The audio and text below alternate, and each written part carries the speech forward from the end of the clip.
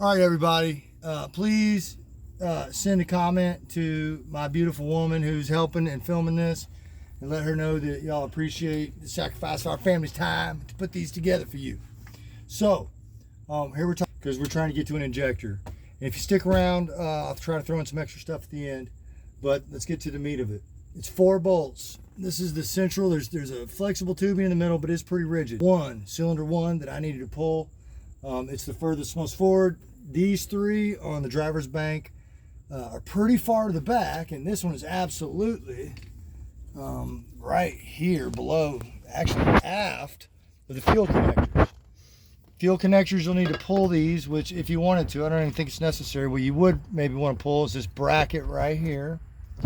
And that's just undoing this pin and opening this, and that would give you a little more flexibility to lift the rail on the left side on this corner to get to it.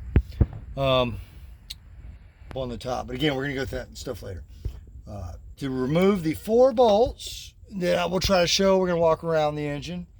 Our 10 millimeter, and you use a 13 on the other side to take off a bracket.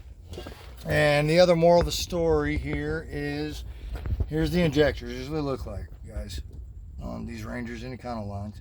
And the trick that I wish I'd have known, or wish I'd have picked up on sooner, is that this clip that pins these to the rail are split. And so all you got to do is, we're going to demonstrate on this one real quick, because I think you'll be able to see it. We're trying to get to right here. And I'm going to show you with this 5/8. Okay. Oh, my bad. All right, right there. That this will slide right along the edge of that lower part of the bell. So you can take a screwdriver and spin that little clip around from this side, and then come in here and ride it right down that bell until it hooks on the edges of this split clip. And from there, the rail will lift right off. And it'll either pull the injector out or leave the injector behind. But either way, it's just an O-ring that holds those puppies in, and it was recommended to grease these when you put them back together, which is why I made this tool. You see, this engine was full of rat feces and cactus from sitting for 10 years in the Sonoran Desert. So I'm just pulling one injector, because it had not dawned on me that this was a split ring, and I first needed to pull all the debris out, and I didn't have access to compressed air. So I used a special tool I was unable to find for filming. So moving on, when I pulled the one corner up, the second one lifted somewhat because it's attached to the rail via the clip. So I used this to spread some oil on the middle injector just to help make sure that it drops back into place. And we can use this as a pointer now if we want. Once you've got the 4, well, each side, you work your way around, but and you want to do at least the 2 bolts on your bank. But a flat bar will lift the bottom of the tab, and you'll see the tabs. I think it's easier to see on that side. And this one's right here.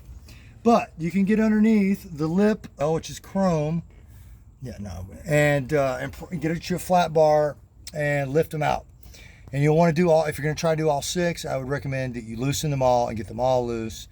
If you can leave something in it, that'd be great. Let's talk about what we needed to do over here. You want to pause it? All right, guys, so there's one. To get to them on this side, you do need to loosen this bracket. And I disconnected one hose here at the bottom. It's got fluid in it. It's got coolant. And please note that there's 3 vacuum leaks in these hoses. All these other ones have been chewed by the rats. You can see their little nibbles, chop, chop, chop, chop. But it's the internal, I think it's the combustion gases that are eating this hose from the inside. So I would recommend being prepared to replace those. These other ones are going to be okay.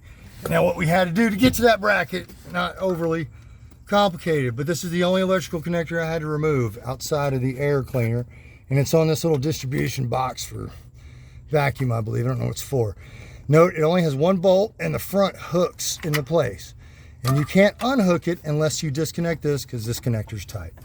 All these other harnesses appear to have enough slack that you can pry on. There you go. This was the one that's so easy. You can pry on this tab and you should be able to lift this high enough to extract your injectors. Okay, guys? You know, look around. There's a couple hoses that could be shoved around, but that's about it. And then, yeah, it was, a 13 and a 10 is what you need to pull this one larger bracket in place. All right, moving on. Okay. Okay, so this is what your box probably looks like if you got the van. And this just pops out. There's your air cleaner. This one I had bought recently and the glue had separated, guys. So it's straight, it's not old at all. We are in Phoenix, but it was just lacking glue.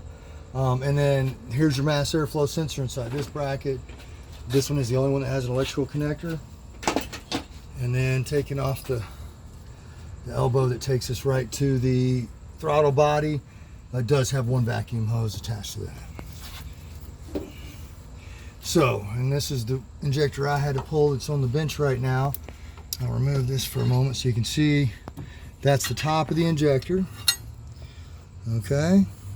And they're mounted up in the top. That's why I had to get all the rat turds out.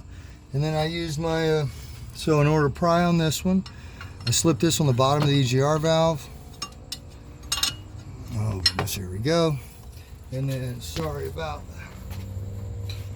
I was able to take this bar and give it a twist and it popped right off. Okay, guys. So this is the kind of bar I think that's going to lift if we come around to the other side. And again, these are probably just as easily accessed from the other side of the engine, but if you got the truck, obviously that may not be the case. But all of them have that same point, or these other ones where you could pry right off the, if you want to lay a shim or something across the oil, the rocker cover, wouldn't hurt. Anything else up here? I don't think so. That's about it.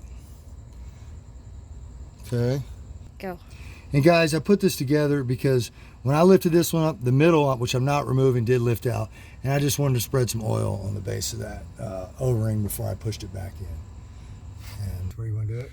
Yeah. Okay. All right, guys, the last bolt is right where we just wanted to show you. And again, should be able to pry that off of the rocker cover. So some other tools. These are the standard extractors, you know, for your fuel pump and your fuel filter. However, these connectors here on the fuel rail are different and require a larger diameter. Okay, so you'll need a set of those if you decide you want to. Again, I don't think you'll have to, but if you want to flush it properly, you would want to do it if you wanted to back flush the rail somehow, which is a challenge. How we got to that point anyway, all I knew we had a misfire on that. Well, I knew we had a misfire. Turned out to be cylinder one. I think we talked about lifting these off. No, we didn't. So these wire supports just lift off these posts, okay, and they click in. It was the front, so I pulled it, walked it back. They do connect from the bottom, so you do have to remove those. And then I stuck a screwdriver in it and shorted it to the block right here. You see that burn? Boy, it was sparking as bright as, so I knew I had spark coming off the coil. Remember, one side is a 1, 2, 3. The other one, the 4, 5, 6, is out of order, so don't mess that up. I guess I hear a lot of guys who made that mistake. As far as the rat chews, yeah. Oh, the connectors to the fuel injectors, they've all come off real easy with a thumb. I haven't needed a tool. Squeeze the tab and jiggle them, and they've come right off. I do have some skinny hands, so I do understand if some of you guys have trouble getting in there for that one. And yeah, the plug was bad. And oh, listen, guys, whatever's different on the Ranger, please note in the comments, because I know the core of it, but you know, is this bracket mounted somewhere else? Or even if the fuel rail, I didn't bother to look it up, but is the fuel rail on the front for some reason? Yeah, I'd love to know it's different. And thank you guys for your support any way you can. Have a nice day. Good luck.